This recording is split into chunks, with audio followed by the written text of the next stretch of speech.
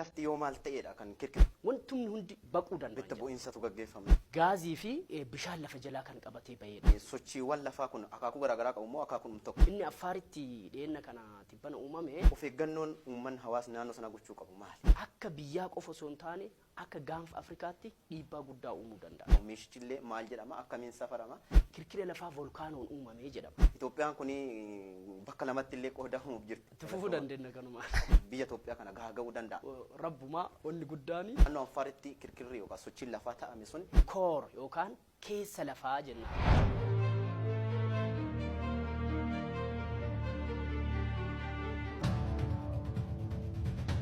Akkam jirtu daawwattoota Oromiyaa Global Media Corporation nageenyi keenya kabajaa bakka jirtanitti sinaa qaqqabu kun qophii addaati.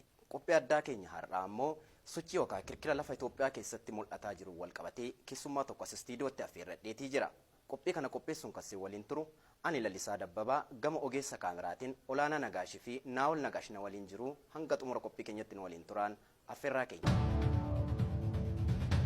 Asumaan anaa dhufu jecha daawwattoota keenya wajjin wal bara. Maqaan kiyyaa Muhammad Taahir jedhama. Ani muummee barsiisaa